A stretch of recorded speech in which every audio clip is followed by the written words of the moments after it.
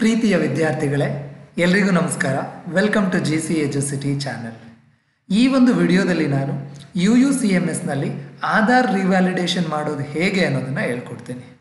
ಈ ಆಧಾರ್ ರಿವ್ಯಾಲಿಡೇಷನನ್ನು ಯಾಕೆ ಮಾಡಬೇಕು ಅಂದರೆ, ನಿಮ್ಮ ಆಧಾರ್ ಕಾರ್ಡು ಮತ್ತು UUCMSಲ್ಲಿ ನೇಮ್ ಸೇಮ್ ಇರಬೇಕು, ಮತ್ತು ಆಧಾರ್ ನಂಬರ್ಗೆ ಲಿಂಕ್ ಆಗಿರೋ ಮೊಬೈಲ್ ನಂಬರೇ UUCMSಲ್ಲಿ ಡಿಸ್ಪ್ಲೇ ಆಗ್ತಾ ಇರಬೇಕು.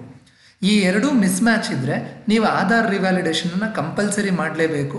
ಇಲ್ಲ ಅಂತ ಹೇಳಿದ್ರೆ ನಿಮ್ಮ ಮಾರ್ಕ್ಸ್ ಕಾರ್ಡ್ಸಲ್ಲೆಲ್ಲ ನೇಮು ಮತ್ತು ಅದರ್ ಡೀಟೇಲ್ಸು ತಪ್ಪಾಗೆ ಬರುತ್ತೆ. ಸೊ ಹಾಗಾದರೆ ಈ ಆಧಾರ್ ರಿವ್ಯಾಲಿಡೇಷನ್ ಮಾಡೋದು ಹೇಗೆ ಅನ್ನೋದನ್ನು ನೋಡೋಣ. ಸೊ ನೀವು ಆಧಾರ್ ರಿವ್ಯಾಲಿಡೇಷನ್ ಮಾಡಬೇಕು ಅಂದರೆ UUCMS ವೆಬ್ಸೈಟಿಗೆ ಬರಬೇಕು. uucms.karnataka.gov.in/login ಅನ್ನೋ ಈ ಪೇಜ್ಗೆ ಬರಬೇಕು. ಅಥವಾ ವೆಬ್ಸೈಟ್ ಲಿಂಕ್ ಅಡ್ರೆಸ್ಸನ್ನು ನಾನು ವಿಡಿಯೋ ಡಿಸ್ಕ್ರಿಪ್ಷನಲ್ಲಿ ಕೊಟ್ಟಿರ್ತೀನಿ. ನೀವು ಅದ್ರ ಮೇಲೆ ಕ್ಲಿಕ್ ಮಾಡಿದ್ರೆ ಈ ವೆಬ್ಸೈಟಿಗೆ ಬರ್ತೀರಾ. ಇಲ್ಲಿ ಬಂದು ನಿಮ್ಮ UUCMS ನಂಬರ್, ಯೂಸರ್ ID ಅಂತ ಅಂದರೆ ನಿಮ್ಮ UUCMS ನಂಬರನ್ನು ಎಂಟರ್ ಮಾಡಬೇಕು. ಅದಾದಮೇಲೆ ನಿಮ್ಮ ಪಾಸ್ವರ್ಡನ್ನು ಎಂಟರ್ ಮಾಡಬೇಕು.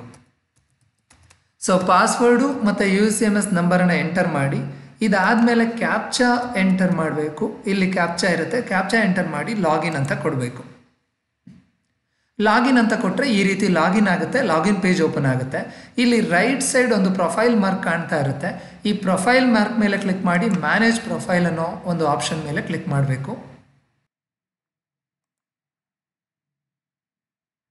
ಸೊ ಈ ಮ್ಯಾನೇಜ್ ಪ್ರೊಫೈಲ್ ಅನ್ನೋ ಆಪ್ಷನ್ ಮೇಲೆ ಕ್ಲಿಕ್ ಮಾಡಿದ ಮೇಲೆ ನಮಗೆ ಈ ರೀತಿಯಾದಂಥ ಒಂದು ಪೇಜ್ ಬರುತ್ತೆ. ಇಲ್ಲಿ ರಿವ್ಯಾಲಿಡೇಟ್ ಆಧಾರ್ ಅನ್ನೋ ಒಂದು ಆಪ್ಷನನ್ನು ಕ್ಲಿಕ್ ಮಾಡಬೇಕು. ಅದಾದಮೇಲೆ ಈ ರೀತಿಯಾದಂಥ ಒಂದು ಪೇಜ್ ಓಪನ್ ಆಗುತ್ತೆ. ಇಲ್ಲಿ ಫಸ್ಟ್ ಕಾಲಮಲ್ಲಿ candidate name as per Aadhaar ಅಂತ ಕೇಳುತ್ತೆ, ಅಲ್ಲಿ ಎಂಟರ್ ಮಾಡಬೇಕು. ಅಂದರೆ ನಿಮ್ಮ ನೇಮು ಆಧಾರಲ್ಲಿ ಹೇಗಿದೆ ಅದೇ ರೀತಿ ಎಂಟರ್ ಮಾಡಬೇಕಾಗತ್ತೆ. ಸೊ ನೇಮ್ನ ಆಸ್ ಪರ್ ಆಧಾರ್ ಕರೆಕ್ಟಾಗಿ ಎಂಟರ್ ಮಾಡಬೇಕು. Spelling, capital letter, small letter ಅದನ್ನೆಲ್ಲ ಚೆಕ್ ಮಾಡಿಕೊಂಡು, ಅದಾದಮೇಲೆ ಆಧಾರ್ಗೆ ಲಿಂಕ್ ಆಗಿರೋ ಮೊಬೈಲ್ ನಂಬರನ್ನು ಎಂಟರ್ ಮಾಡಬೇಕು. ಆಧಾರ್ಗೆ ಲಿಂಕ್ ಆಗಿರೋ ಮೊಬೈಲ್ ನಂಬರ್ನ ಎಂಟರ್ ಮಾಡಿ ವ್ಯಾಲಿಡೇಟ್ ಅಂತ ಕ್ಲಿಕ್ ಮಾಡಬೇಕು. ವ್ಯಾಲಿಡೇಟ್ ಅಂತ ಕ್ಲಿಕ್ ಮಾಡಿದ್ರೆ ಇಲ್ಲಿಗೆ ಬರುತ್ತೆ. ಇಲ್ಲಿ ಆಧಾರ್ ನಂಬರನ್ನು ಎಂಟರ್ ಮಾಡಲಿಕ್ಕೆ ಕೇಳುತ್ತೆ. ನಿಮ್ಮ ಆಧಾರ್ ನಂಬರನ್ನು ಕರೆಕ್ಟಾಗಿ ಎಂಟರ್ ಮಾಡಬೇಕು.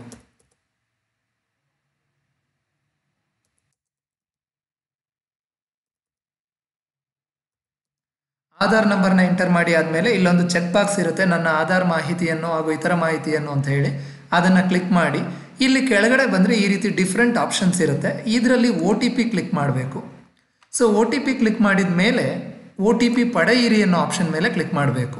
ಇದನ್ನು ಕ್ಲಿಕ್ ಮಾಡಿದ್ರೆ ಆಧಾರ್ಗೆ ಲಿಂಕ್ ಆಗಿರೋ ಮೊಬೈಲ್ ನಂಬರ್ಗೆ OTP ಹೋಗುತ್ತೆ. OTPಯನ್ನು ಎಂಟರ್ ಮಾಡಬೇಕು. OTPಯನ್ನು ಎಂಟರ್ ಮಾಡಿ ಸಲ್ಲಿಸಿ ಅಂತ ಕ್ಲಿಕ್ ಮಾಡಬೇಕು. ಸಬ್ಮಿಟ್ ಅನ್ನೋ ಒಂದು ಬಟನ್ ಮೇಲೆ ಕ್ಲಿಕ್ ಮಾಡಬೇಕು.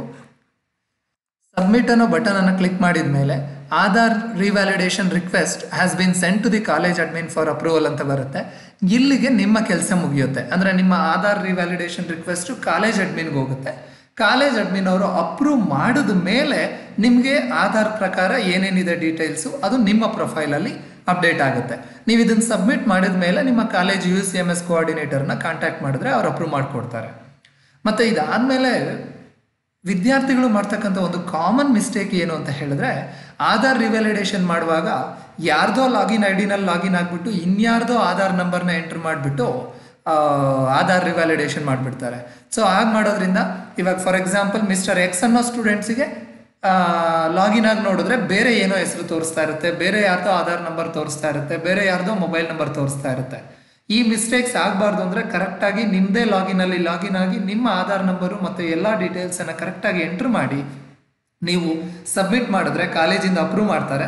ಆವಾಗ ನಿಮ್ಮ ಆಧಾರಲ್ಲಿ ಯಾವ ರೀತಿ ಡೇಟಾ ಇದೆ ಅದೇ ಡೇಟಾ ನಿಮ್ಮ UUCMSಗೆ ಬರುತ್ತೆ. ಸೊ ಹಾಗಾಗಿ ಈ ಒಂದು ಸ್ಟೆಪ್ಪನ್ನು ಯಾರೂ ಕೂಡ ಮಿಸ್ ಮಾಡದೆ ಮಾಡಲೇಬೇಕು. ಇದು ಒನ್ ಥಿಂಗ್. ಇನ್ನು ಕೆಲವರಿಗೆ ಫೋರ್ಸ್ಡ್ ಆಧಾರ್ ರಿವ್ಯಾಲಿಡೇಷನ್ ಕೇಳುತ್ತೆ. ಫೋರ್ಸ್ಡ್ ಆಧಾರ್ ರಿವ್ಯಾಲಿಡೇಷನ್ ಅಂದರೆ ಏನು ಅಂತ ಹೇಳಿದ್ರೆ, ನೀವು ಈ ಆಧಾರ್ ರಿವ್ಯಾಲಿಡೇಷನ್ ಮಾಡೋದಕ್ಕೆ ನಾನಿಲ್ಲಿ ಪ್ರೊಫೈಲ್ ಆಪ್ಷನ್ಗೆ ಹೋಗಿ ಮ್ಯಾನೇಜ್ ಪ್ರೊಫೈಲ್ ಕ್ಲಿಕ್ ಮಾಡಬೇಕು ಅಂತ ಹೇಳಿದ್ನಲ್ಲ, ಆ ಕ್ಲಿಕ್ಸ್ ಎಲ್ಲ ಮಾಡೋ ಹೋಗಿಲ್ಲ. ಲಾಗಿನ್ ಆದ ತಕ್ಷಣ ಡೈರೆಕ್ಟಾಗಿ ನಿಮಗೆ name as per Aadhaar enter ಮಾಡಿ, ಆಧಾರ್ಗೆ ಲಿಂಕ್ ಆಗಿರೋ ಮೊಬೈಲ್ ನಂಬರ್ ಎಂಟ್ರ್ ಮಾಡಿ ಅಂತ ಹೇಳೋ ಸ್ಟೆಪ್ಪು ಬರುತ್ತೆ. ಅಲ್ಲಿಂದ ಮುಂದಕ್ಕೆ ನೆಕ್ಸ್ಟ್ ಸ್ಟೆಪ್ಗಳನ್ನು ನಾನು ಇದುವರೆಗೂ ಹೇಗೆ ಹೇಳಿಕೊಟ್ಟೆ ಅದೇ ಥರ ಫಾಲೋ ಮಾಡಿ ನೀವು ಸಬ್ಮಿಟ್ ಮಾಡಿದ್ರೆ ಅಲ್ಲೂ ಕೂಡ ಆಧಾರ್ ರಿವ್ಯಾಲಿಡೇಷನ್ ಮುಗಿಯುತ್ತೆ. ಸೊ ಈ ರೀತಿ ನೀವು ಆಧಾರ್ ರಿವ್ಯಾಲಿಡೇಷನ್ ಮಾಡ್ಕೊಳ್ಬೇಕು. ಮತ್ತು ಎಲ್ಲ ಸ್ಟೂಡೆಂಟ್ಸು ಅಷ್ಟೇ ನಿಮ್ಮ UUCMS ಮತ್ತು ಆಧಾರ್ ಜೊತೆಗೆ ಕಂಪೇರ್ ಮಾಡಿ ನೋಡಿ ನಿಮ್ಮ ನೇಮು, ಮೊಬೈಲ್ ನಂಬರು ಮತ್ತು ಆಧಾರ್ ನಂಬರು UUCMS ಅಲ್ಲಿರೋದು ಮತ್ತು ಆಧಾರಲ್ಲಿರೋದು ಬೇರೆ ಬೇರೆ ಇದ್ದರೆ ಈ ಸ್ಟೆಪ್ ಮೂಲಕ ಆಧಾರ್ ರಿವ್ಯಾಲಿಡೇಷನ್ ನೀವು ಕಂಪಲ್ಸರಿ ಮಾಡಲೇಬೇಕಾಗತ್ತೆ. ನಾನು ಈ ಒಂದು ವಿಡಿಯೋದಲ್ಲಿ ನಿಮಗೆ ತಿಳಿಸ್ಕೊಟ್ಟಂಥ ಮಾಹಿತಿ ಯೂಸ್ಫುಲ್ ಆಗಿದೆ ಅಂತ ಭಾವಿಸ್ತೀನಿ. ಈ ರೀತಿಯಾದಂಥ ಹೆಚ್ಚಿನ ವಿಡಿಯೋಗೆ ನೀವು GC ಎಜುಸಿಟಿಗೆ ಸಬ್ಸ್ಕ್ರೈಬ್ ಆಗಿ ಮತ್ತು ಈ ವಿಡಿಯೋನ ನಿಮ್ಮ ಫ್ರೆಂಡ್ಸ್ ಎಲ್ರಿಗೂ ಶೇರ್ ಮಾಡಿ, ಸೋ ದಟ್ ಅವರಿಗೂ ಕೂಡ ಯೂಸ್ಫುಲ್ ಆಗುತ್ತೆ. Thank you.